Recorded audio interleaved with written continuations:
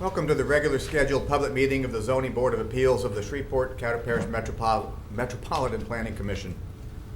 For public hearing agenda items, if you wish to make a comment on an application, we have comment slips at the speaker stand next to the podium. For future notification purposes, it is very important that you fill out a slip and drop it in the box when you come forward to speak.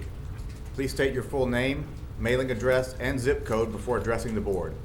We will call each case on the agenda in order and hear first from the applicant, then those speaking in favor. 10 minutes are allotted for the principal spokesperson and 3 minutes for each additional speaker. We will then hear from those wishing to speak against an application. Again, 10 minutes are allotted for the principal spokesperson and 3 minutes for each additional speaker. One representative of the application may then speak in rebuttal if desired. After hearing comments on each case, the board will then immediately deliberate and vote on that case before moving on to the next case on our agenda. Please note that when the board is deliberating, members of the public are not permitted to comment. Any member of the public may request a copy of the board's decisions on a particular case by contacting our office at 318-673-6480 after 1 p.m. tomorrow, or by accessing our website at shreveportcatompc.com. All ZBA decisions on variances to zoning within the city limits of Shreveport are subject to appeal to district court. All ZBA decisions on special exception uses within the city limits of Shreveport are subject to appeal to city council. Please note that it is your responsibility to contact either the district court or the city council about their procedures as related to the matter you are concerned with. Copies of this document and phone numbers to contact the governing bodies are available on the table next to the podium and in the entryway to this room. As a courtesy, please remember to turn off all cell phones while the ZBA is in session. The Zoning Board of Appeals values your testimony and appreciates your compliance with these guidelines. This time, if you would please stand as you're able. We'll have an offering by Mr. Marshall and then Pledge of Allegiance.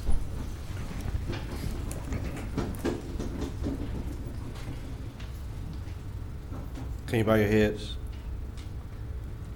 As this board convenes today to make decisions affecting the citizens of Shreveport, I ask you to open your minds and your hearts. Our serious duty is to look to the community we share, the examples we set, and the legacies we leave.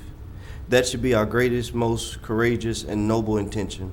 Let this be our sincere and constant goal. Amen. I pledge allegiance to the flag of the United States of America and to the republic for which it stands, one nation, under God, indivisible, with liberty and justice for all.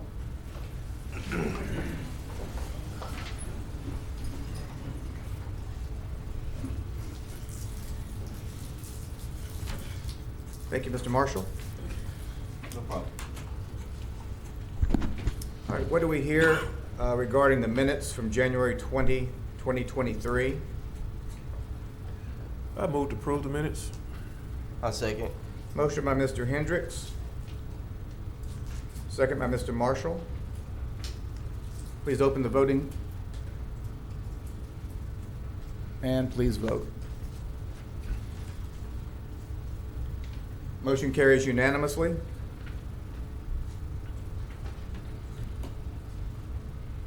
All right, that brings us to our first case today, case 22-50, BAC, 1653 Gilliam Street. Is there Mr. Mitchell here? Please come forward.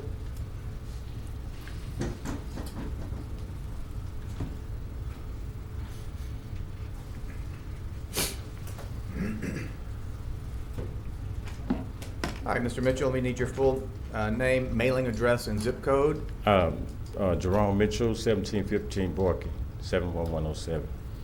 All right, and then just a brief explanation of what you're here today to ask for. Oh man, I've been on the Cooper Road all my life. I've been up there for 54 years, and I worked hard to get here today. And this is my first home that I'm purchasing. And this property is kind of special to me because it's right across the street from where I was raised up at, my mama's house. So I'm right across the street, and man, it'll be a blessing if I can put a home over there.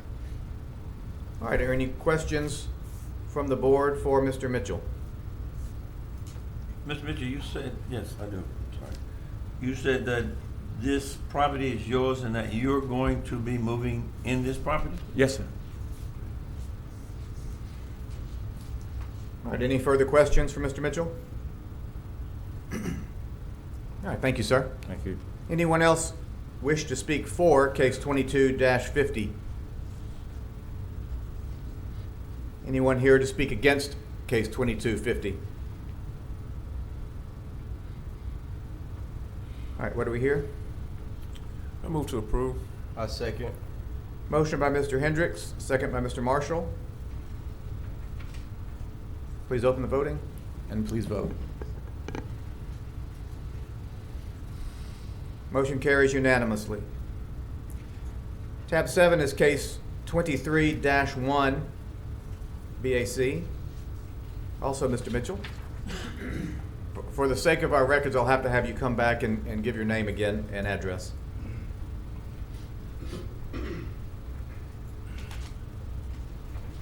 Jerome Mitchell, 1715 Boykin, 71107. All right, thank you, sir. Any additional information about this particular case? I know it has to do with a variance required because of the size of the lot. Oh, yes, it's gonna sit sideways instead of the long way. Okay, any questions about this case for Mr. Mitchell? Thank you, sir. Thank you. Anyone else wish to speak for 23-1 BAC? Anyone wish to speak against 23-1?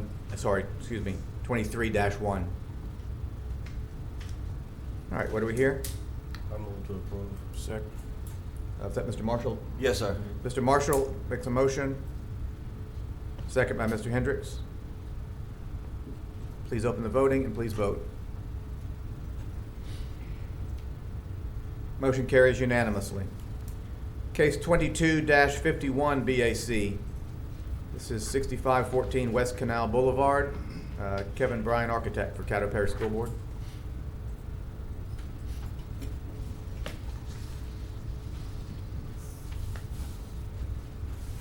Hey, I'm Bryan, architect, 712 Texas Street, Shreveport, Louisiana, 71101. Just here to answer any questions about the sign variance.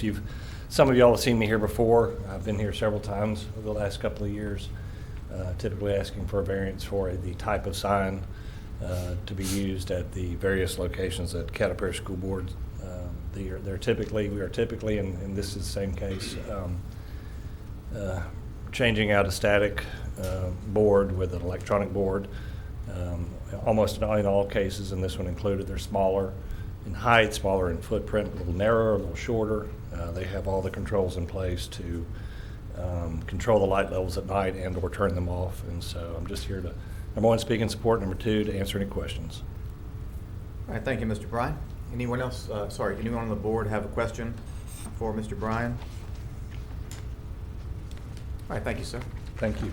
Anyone else here to speak for case 22-51? Anyone here to speak against case 22-51? What do we hear? Move to approve. I second. Motion by Mr. Hendricks, second by Mr. Marshall.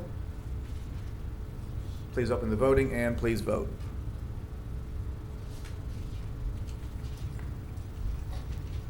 Motion carries unanimously. Case 22-52 BAC, Willie Mays Street, Felton Shepherd.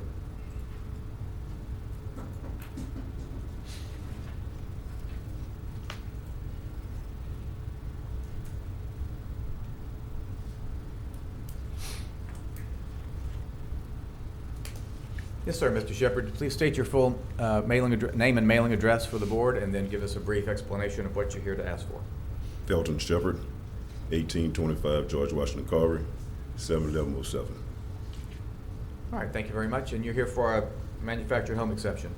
Yes, Okay. it's pretty much my first home I'm buying, and nothing special, just really trying to get it going. All right. Congratulations on your first home. Yes. Any questions for Mr. Shepherd from the board? You will be living in this home, sir? Yes, sir. All right, thank you very much. Thank you. Anyone else wish to speak for 22-52? Anyone wish to speak against case 2252? Please come forward.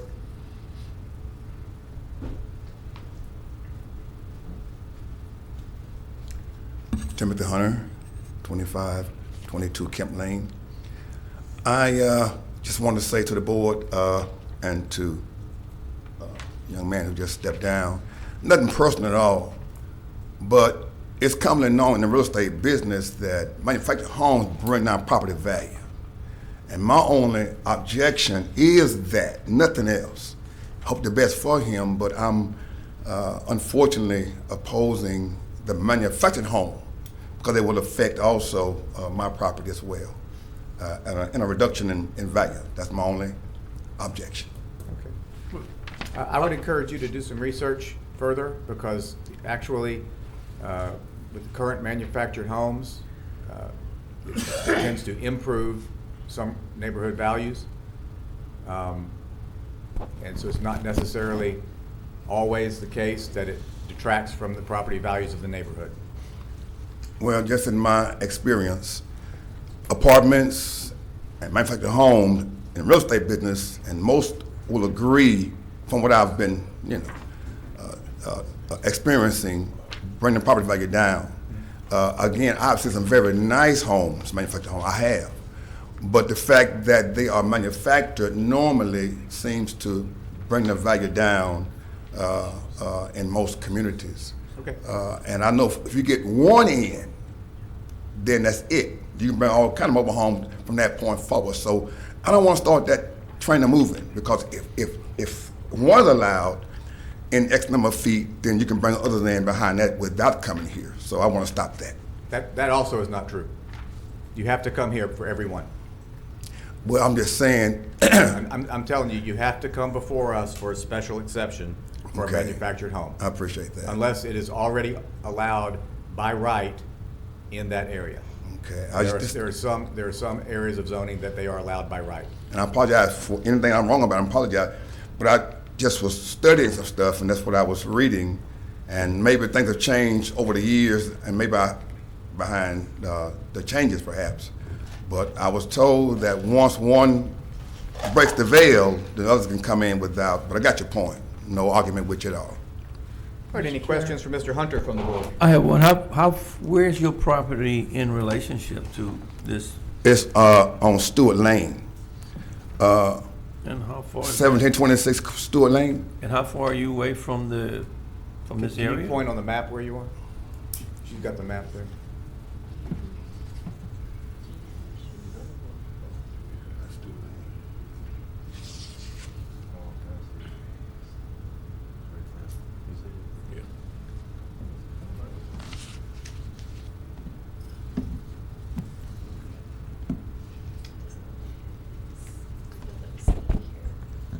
Is that it right here? Okay. Okay. I'm about 500 feet from Willie Mays on Stewart Lane. That answer your question, Mr. Yes, it Woods? does. All right, any further questions for Mr. Hunter? All right, thank you very much, sir. Yes. Anyone else wish to speak against case 22-52?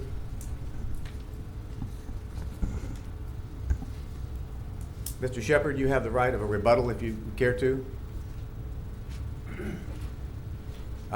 Sorry, who are you? I was going to say, didn't he get a representative who can speak? Okay, okay, we can do that. Okay. Yeah, my name is Edward Mooney. I'm with Regional Homes in Bossier City. And my address is 3402 Manchester Drive in Bossier City. And I was. Zip code, please. 71111. Thank you very much. And I'm here to speak for Mr. Felton Shepherd, who is in the process of wanting to purchase a manufactured home to go there. And the picture that was shown up there was a manufactured home like Mr. Shepherd's wanting to buy. And I'm sure the board probably knows, but all of your newer manufactured homes are not your granddad's mobile home like you see in a park. And as a matter of fact, he has thermal paint insulated windows, which are like the same windows that are in a $500,000 house. Has a 40-year warranty metal roof, which is going to be way more than any 20-year shingle that's going to be put on a brand new inexpensive house, much less, more energy efficient.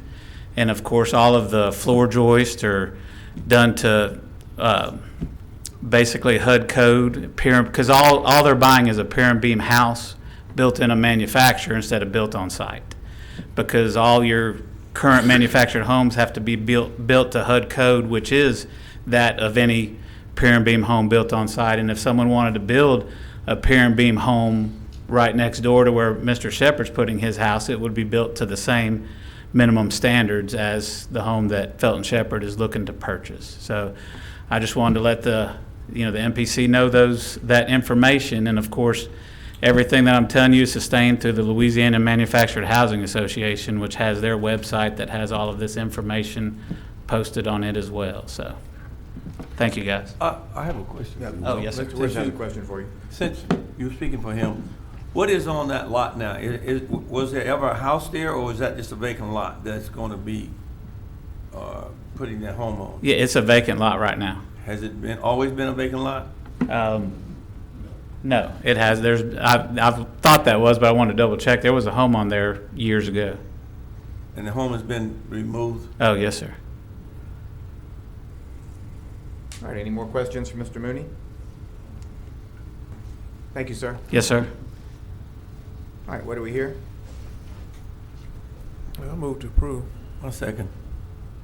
Mr. Hendricks makes a motion to approve, seconded by Mr. Woods. If there's no discussion, please open for voting, and please vote. Motion carries unanimously. Excuse me. Case 22-53, BAC, 179 Bruce.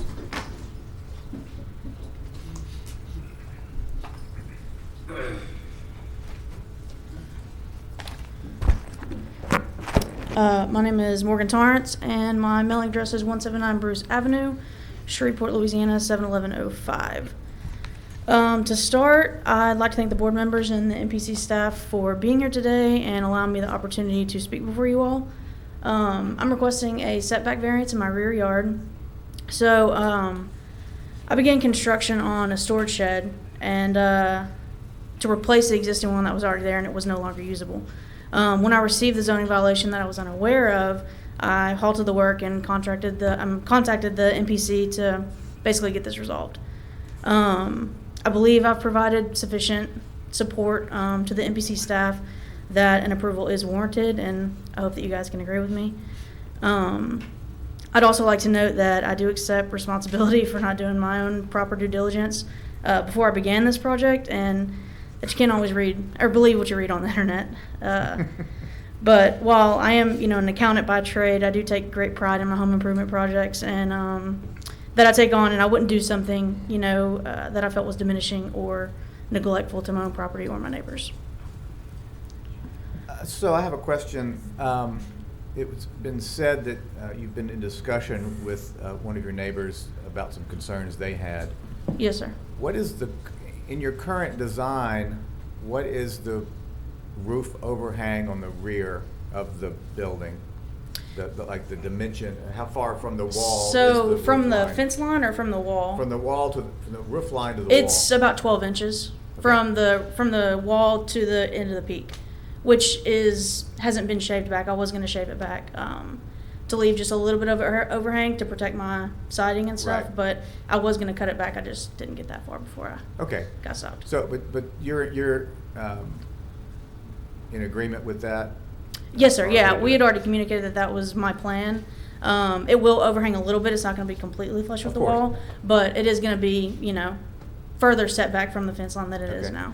And we've seen the pictures of your issues with water on your property.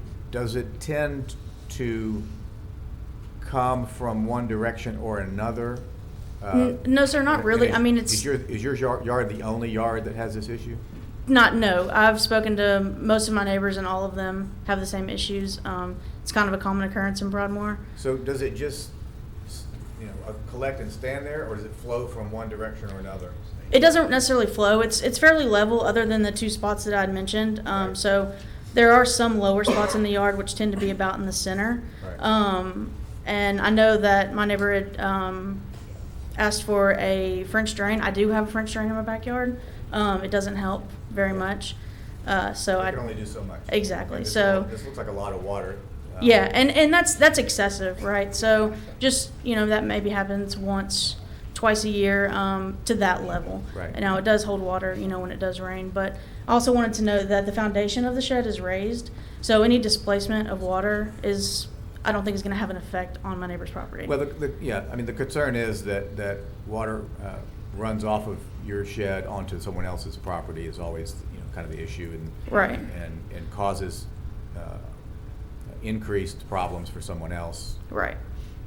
which, it sounds like you're amenable to mitigating as much as you can through design. Absolutely, yeah. And, perhaps a French drain or a gutter or something to direct it away from their property line. Right. All right, any more questions for Ms. Torrance? All right, thank you. Thank you. Anyone else wish to speak for case 22-53? Anyone here wish to speak against this case, 22-53? Can I speak neither for nor against? Absolutely.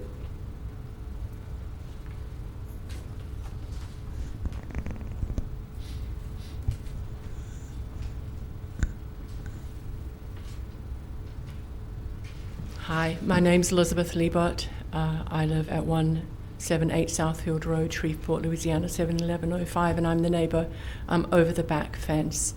And I just wanted to confirm that if the roof was shaved back, and that would be very helpful, but I would appreciate if some kind of drain, a French drain or something else, could be put in. I understand they're not highly effective, but the amount of rain that we've had since, over the last few weeks, I have noticed considerable increased accumulation at the back of my property, which, as Morgan said, in Broadmoor we're going to get standing water every time it rains, and it doesn't flow, it just stands there and then it sinks in. But the back of my property used to be slightly higher ground and did not collect water. It was more around the pecan tree and closer to the house. So I have noticed an increase in the standing water since the roof has been on the shed. And so I would just really appreciate it if she would do, perhaps a French drain, just something to make sure that the water was steered away. So as I said, I'm certainly not against the shed, but I just wanted to have the opportunity to make that comment. I have to write my name on something, right? Yes, just for future contact if we need to. Thank you. All right, any questions for Ms. Liebert from the board? Yeah, I have a question. Ms. Lieber, have you or any of your neighbors contacted the city to come out and maybe look at something that will help the problem of the whole neighborhood as far as drainage, since everyone's yard seems to fill up with water? I have not spoken with my neighbors about that. I think we just kind of live with it and accept that that is living in Broadmoor. Okay. So maybe an engineer would maybe to help everyone out and say, hey, if we did this, or squeaky wheel gets the grease a lot of times. Maybe they have an idea of something they can do to come out to help the whole neighborhood. Would you be a good person to contact if I called you? No, ma'am, I'm not. Okay. Your city council person. Just call the city council in general. All right, thank you for that. All right. Anyone else wish to speak against case 22-53? Ms. Torrance, would you have any other comment as a rebuttal? If not required, but if you choose to, you have the opportunity. No, sir. I mean, I will put, some sort of water deterrent. Well, if you want to, if you're going to speak, you have to come to the mic. Do I need to restate my name?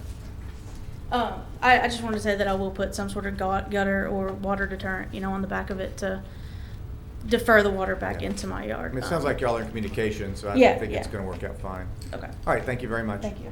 What do we hear? I move to approve. My second. Mr. Hendricks moves to approve, Mr. Woods seconds.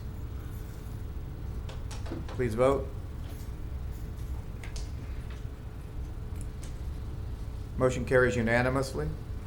Case 22-54, BAC, 2500 Line Avenue, Housing Authority of the City of Shreveport.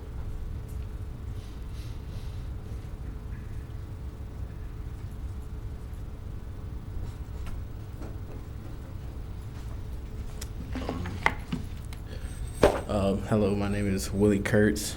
I am from Dyke Nelson Architecture, representing the applicant, the Housing Authority of the City of Shreveport. The address is 2500 Line Avenue, Shreveport, Louisiana, and the zip code is 71104. And did you say Kurtz? Yes, sir. Thank you very much. K-I-R-T-S. Thank you very much. Okay. Yes, the applicant would like to construct a pole sign for their frontage entry. Currently, the code would only allow for a monument sign, but due to the property and the location of the site, they would like to request a variance for the pole sign. And there are a variety of factors that would seemingly indicate that the pole sign would actually be more beneficial than the monument sign that is currently allowed for such things like obstructive view for motorists. Currently on Line Avenue, there's a hill for the northbound traffic, so a 3-foot monument sign would be obstructed so that by the shrubbery, and it wouldn't allow for proper safe stopping distance for cars and motorbound tourists. And so with the pole sign, that would be 20 feet tall and a minimum of, with the bottom being a minimum of 15 feet, it would allow for an unobstructed view for traffic. And additionally, the current location is zoned for a corridor commercial, and the surrounding properties are as well. So there are a variety of signs, from monument signs and pole signs around the site, so it wouldn't be a negative impact on the surrounding areas, as it would essentially blend into what is already there. And that would be all. How, on our rendering, how accurate is that?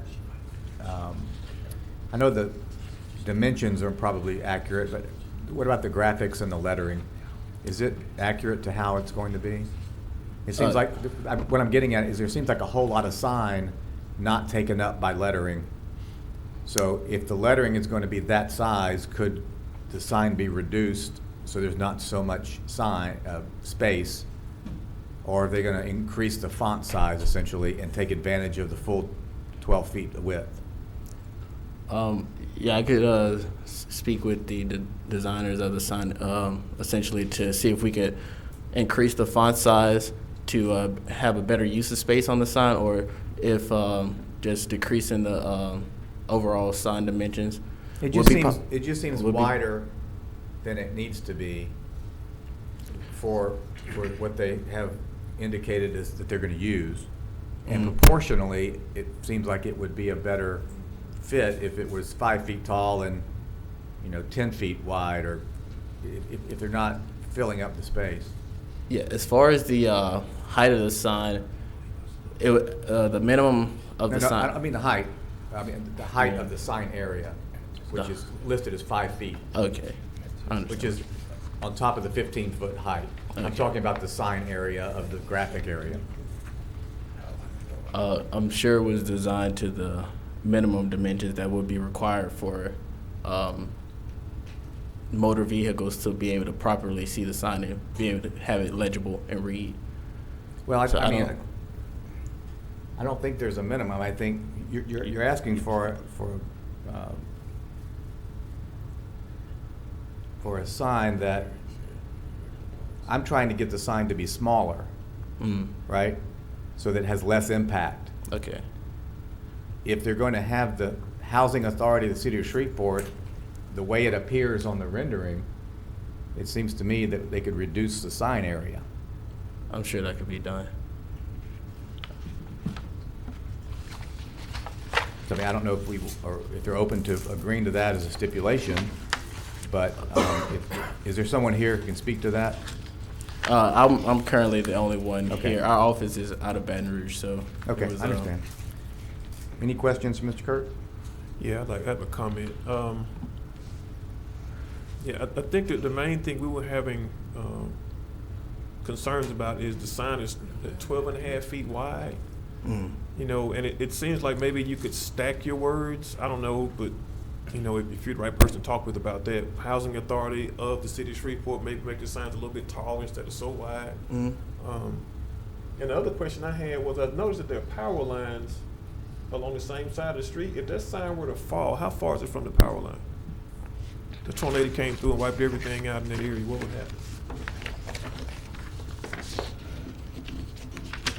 Currently, with where the site sits, it is about 13 and a half feet away from the edge of the property line. No, I mean as far as the power lines, not the property line. In the picture, I see power lines on the same side of the street.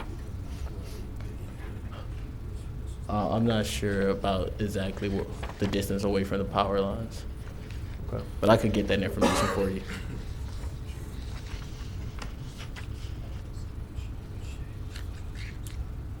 That's All the right. only question I had. What, I have one question. Mr. Woods? Who you with? I know you're not with the housing authority, but you're representing them, but who are you with? I'm with Dyke Nelson Architecture. An architect? Yes, sir. All right, any further questions for Mr. Kurtz? All right, thank. I have one more. Yeah, Mr. Hendricks? Do you need to go back and talk with the people that are responsible for putting the sign up before we? I would need to talk to them about some of the comments that you guys brought up today, because I wasn't personally the one who made the drawings or the designs. I was just sent as a representative Okay. with the knowledge I have today. You need to defer? I would. Yeah. All right, thank you very much, sir. All right, thank you. Anyone else here to speak for case 2254? Anyone here to speak against 22-54? What are we here? I move to defer until we can get some, for 30 days, until we get some more clarity. Mr. Chair, I just need to Mr. Clark? just make you aware of one thing, and you still may choose to defer, but next month you have no cases, so there is no meeting planned for next month. But that's your choice. If you want to have a meeting, we're more than happy to host a meeting for one case. Okay. Mr. Hendricks?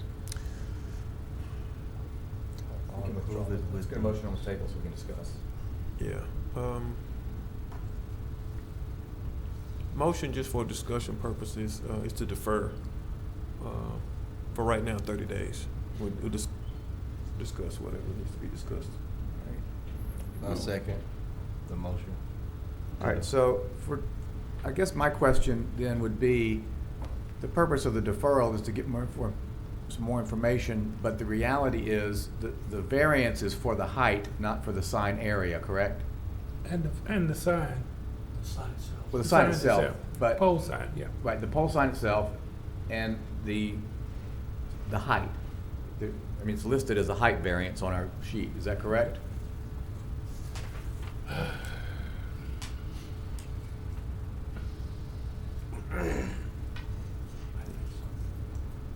I guess my question is, there's no point in deferring. I don't think the height is really the problem as much as the width, from what I'm hearing from you all. And we were having a discussion here that you could require a reduction in the width of the sign. Well, that's my question. I mean, it says variance to sign type and height. It doesn't say that they are exceeding the area allowed. So if what we're asking for information on is either not germane to our deliberation, or if it's just a design aesthetic, then there's no point in continuing the case. And I agree with you. I think that Stephen and I just realized that the design of the sign was to make it look like a house. Right. And we were too silly to realize that was, not Stephen, me, but too silly to realize that that's what the goal was. But even a reduction inwardly, I think that's y'all's concern. Right, I'm right. not missing something up. So a reduction of X number of feet of the sign, you could approve that. Alternatively, we could also defer for 60 days. You could defer for 60 days. All right, so I guess the question is, how important to us is this essentially a design choice? I think we're in agreement that the pole sign can go there as opposed to a monument sign. And then is it also fair to make them wait 2 months?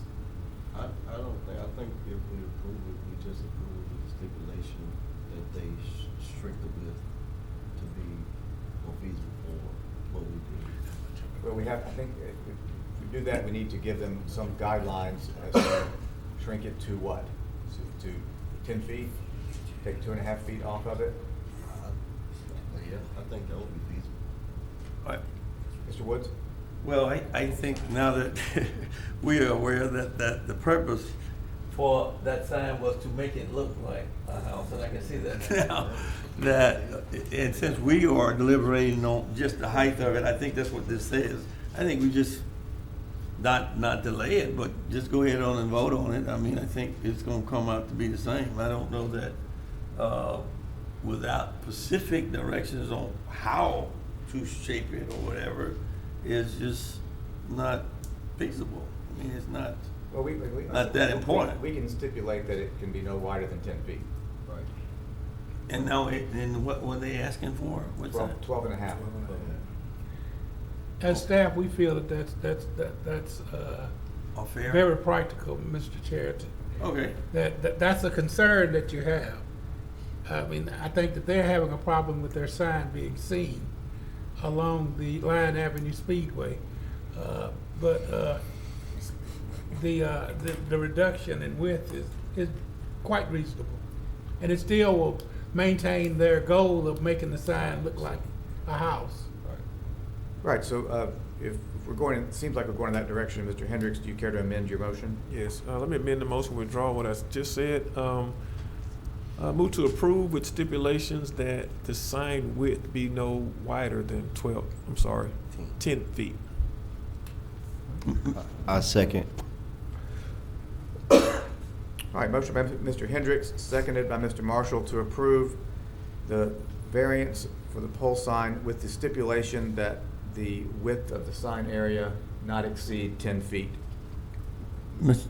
Chair, Mr. Woods? do we consult to see if, nope? I mean, to see if that's, it's all, They must have that's changed what it. we They got, go okay, over. okay. Right. It I got doesn't it. have to be acceptable to I got the it. applicant. That's why you have a board, to make that decision. Okay. All right, so that's the motion and seconded. Marshall, Mr. Marshall. Mr. Marshall, thank you Yeah. very much. If there's no further discussion, we'll please vote.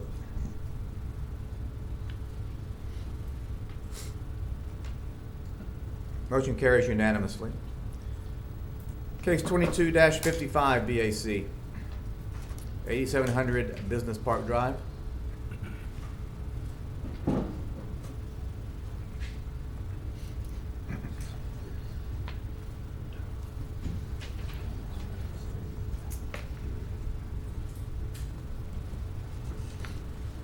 Good afternoon. How are y'all doing today? Good. Joel Robinson, representative of Gregor Motors of Shreveport, 8700 Business Park Drive. Coming in reference to a request to have a larger sign. The reason for this is the company we're having to do the sign has a sign that is available to us that we can repurpose for the property. From what I understand, there's 64 maybe square feet difference, and he can speak to that for us in the size difference of the two signs that we're requesting. And then the other is the availability of the sign, being able to get it up and displayed in a more timely fashion. as well as cost purposes. Also, having that sign to repurpose can save us some money as well. So just asking the board to consider that. So you're moving a sign from another location that you already own?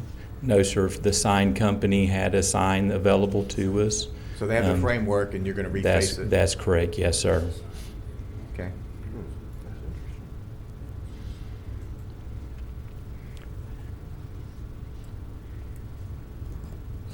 I have a question. Mr. Hendricks? My question is, how much more is a sign that's in compliance? I know it will be a new sign, but what's the difference in cost of a new sign that's in compliance and this sign that's already? $40,000 was the difference in the two signs. I'm in the wrong And then business. quite a bit of time savings as well to be able to have it, up also. Okay.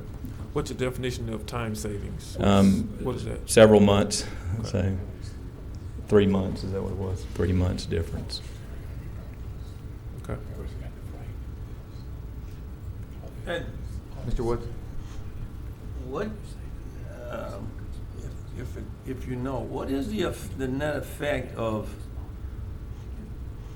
the size of this sign versus the normal size sign? I mean, I can understand the reasoning sounds like it's because it's available, but it is so much larger than, it is so much larger than the standard. What is the net, what is, other than the price, what is the net effect of the sign to the business? The net effect is the visibility at where we're located at. We're kind of at the end of Business Park Drive, trying to catch attention closer down to the end of the street. So that's the purpose of it for us, is that visibility portion. If you had the normal sign, would you not think that you would have the same net effect? Oh, I think we still would have the visibility. Obviously, that sign is better, but it would cost us $40,000 more plus 3 to 4 months before we could have that sign up. So that's time and money as well. I have another question. Mr. Hendricks? Other than the $40,000 in 3 months, is there any other hardship involved in this? No, sir, not really. Okay.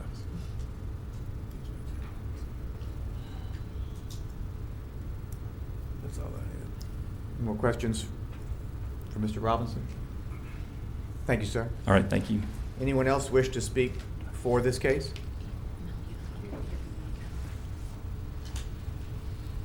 Yes, Ty Watley Sign Company in Texarkana. Only thing I was going to add is I think their current property is 1.4 acres, and in the sign code regulations, they're just shy of that 2 acres to have a much larger sign as well, which is why we're here for the variance. But there's several properties along that street that have very large signs, so it's going to have an effect on their small sign would be in regulation. I guess, and since you're with the sign company, you can help me with this. I guess what I'm having a hard time understanding is this sign is on site, right? It's on their property. It's at their showroom. It's not on the side of the interstate, right? So Right. the "or" sign name pre-owned is the same size on both. What you're gaining is their website and their phone number, which to me, if you're there, you're already there. You don't need to call them. It's also a larger message center, the middle unit. What's in compliance is a 4x10, and then that's also a 4x10 message center on the right. These signs on the left are 4x12. So you get 8 more square feet of illuminated sign. You get the bottom panel and you get more Well, I mean, with illuminated sign. on Yeah, for the message center, you get 8 Right. more square feet. Right. So, and what kind of messages, I mean, 0% financing, 10% down, So whatever it's they're you gonna want to put up, advertise, right? it's completely customizable. Right. And that 8 square feet is, I mean, on a message board, sign, what, is that negligible, really, or? As far as the total sign, I think No, it's no, more I'm talking attention just the grabbing. message center. The message center itself? Yeah. I mean, if you lose, do you get a reduction in font size? Do you get fewer words Well, I mean, scrolling it does across make a at the same difference, time? yes, as far as what you can put on there. I mean, the square footage was, yeah. You can add a little bit more than you could. Right, so you're losing off the length. The width is, the height is the Height same. is You're the losing same, length. right. Right. I mean, not to be glib about it, but I mean, just as a point of fact, and this is, I mean, information just because he's in the room, money and time are not hardships as we define them. So we have to kind of wrap our heads around that. I mean, I'm sorry that it's, you know, more expensive proposition. Well, that's why I was wanting to point out that the acreage, I think if you had that extra 0.25 acres, they're allowed up to 200-something square feet of signage for that area. Is that acreage or frontage? We were talking about 200 foot of frontage. I don't know how much frontage. It's frontage and acreage. I think that's an and or the way it read. I thought it was and, but we will check it. Okay.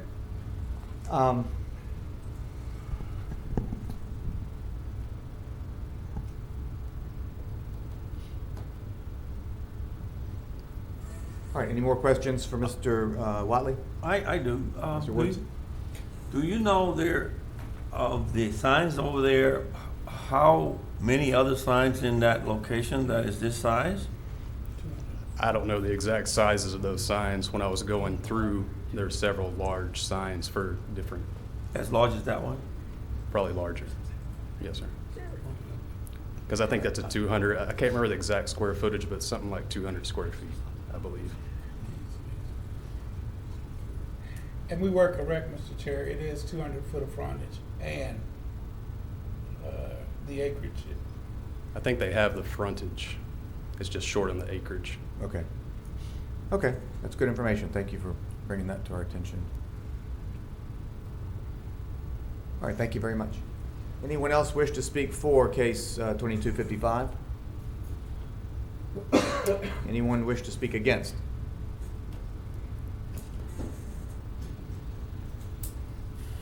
All right, what do we hear?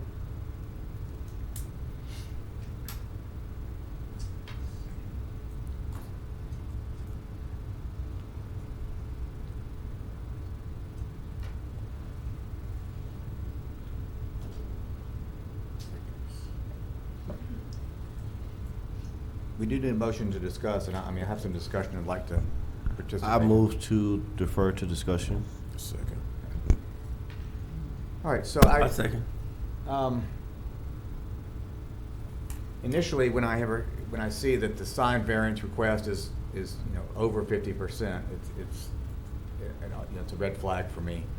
I guess the mitigating, there are two mitigating circumstances for me which lead me toward approval, and that is the fact that it does have such a large frontage and acreage, and also the fact that it is a business park. It's not residential at all. So I think the impact on the area is not going to be as much as it would be if it was more residential or otherwise trafficked. So I would lean toward approval, and let's just put that out there for everyone. Me too, because I don't see what is really, like I said, much hurting or not, well, like you said. If they, and it gives them a chance to give you a footprint of their business. So. Any other discussion? Is there a sign there now? I don't believe so. There's not a sign there now? No. My point is, since we're discussing it, is that it just seems like it's gonna be, I guess, the largest sign in there, and I'm wondering whether or not that's going to. Well, it sounds like from testimony that it's matching or closely matching what's already there in other places, other businesses. I think there are some larger signs in the So business it won't park. necessarily be the largest. It might be compatible with what's already there. which I guess for me is another reason to not, Well, you know, if that's the hamstring case, it. but I don't recall one being there. I wish somebody would help me out with which one might be. Sorry, we're past, sorry.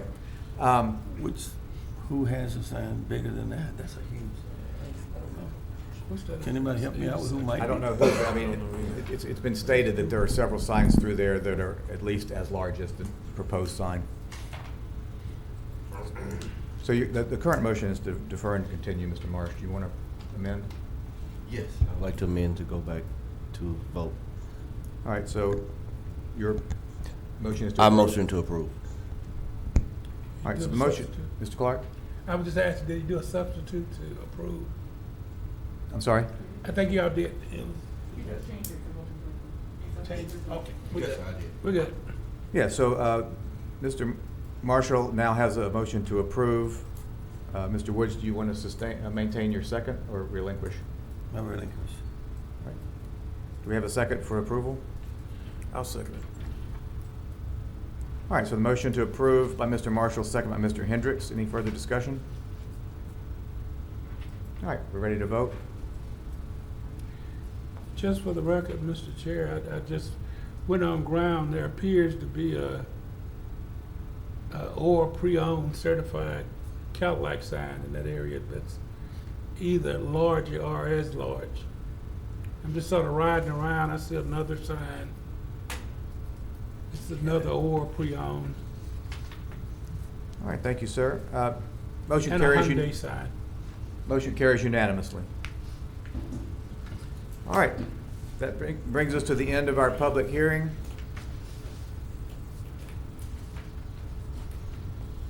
We have no committee chair reports.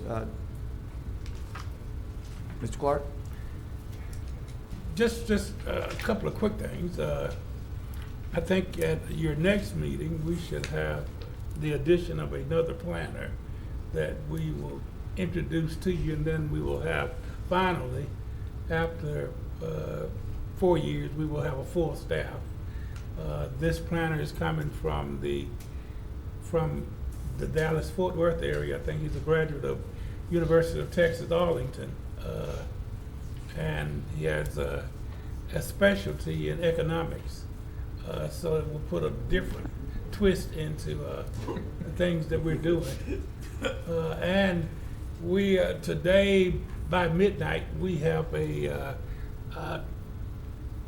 we've applied for a grant for community impacts. I've forgotten the exact name of it, but it will be for the MLK area. When we got involved with the Center for Planning Excellence, the other planning organization in the state of Louisiana, we noticed that they had a grant to do some work with Scotlandville. And that's where, if you're not familiar, that's where Southern University's main campus is, and they were doing a grant to impact the neighborhood of Scotlandville. And I think Scotlandville has like 9,000 to 10,000 people, and I think MLK, the information I saw may have been totally incorrect, but it seemed like it was up with 30,000 people in the MLK area. So we're very excited. We're in the finalists for receiving this grant. It'll be a 5-year grant to provide financial assistance to do planning and studying the needs for the MLK area. One of the needs that's been expressed many times is that it's a food desert, and that's why liquor stores are so prevalent, because there's no other opportunity. And I'm really hitting Mr. Wood, but there's no other opportunity in the area for fresh food. So we're sort of excited about that, but I just wanted to quickly share those things with you. And since you did not defer anything, you need to know that next month, Mr. Marshall, we won't be calling you 10 times because we will not have a meeting next month. And that's all I have. Thank you so much, Mr. Chair. Doctor, who is going to administer that program that you're talking about? We think it will be administered through the Center for Planning Excellence. There are a whole lot of details that we're not totally sure about, but Southern University will be very much involved. The MLK Community, forgotten the name of that corporation is, but it's the Community Development Corporation, the David Raines Health Center organization, and so forth. And there are a lot of needs, unfortunately. There are a lot of needs in the MLK area. And we'll also, when you come back, we will show you the study that we've done, because we've been studying manufactured homes. The gentleman that was talking about, at one time manufactured homes were use by right, if they were double wides. And all you had to do was just come in, apply for a permit, and that was repealed. And we brought it back, but we did not want it wide open, and we wanted each time for there to be a public forum so that someone would actually evaluate. And the manufactured home industry has changed drastically, and at some point, since you're dealing with these almost on a monthly basis, we will bring the Louisiana Manufactured Home Association representative that we know very well to give you sort of an update to substantiate and justify the things that Mr. Berry was saying, is that you can have a modular home, which because of the changes in designs, look at identical to a manufactured home. And a modular home could go into any neighborhood right now if there's not a covenant that prohibits it from happening without any special approvals. But I think that it just will be very helpful to you if we can provide you with all this information that helps you. And we do not want the MLK area, like I said upstairs, to get oversaturated with manufactured homes. And there seems to be a tendency, but as Stephen was sharing with me, every time I hear that statement, Mr. Woods, that this is the first chance I've had to own a home. Me too. And become a property owner, it just warms my heart, because that means that we're doing something right. We are creating homeowners, I think that there's nothing wrong. When I came to Shreveport, I was a renter.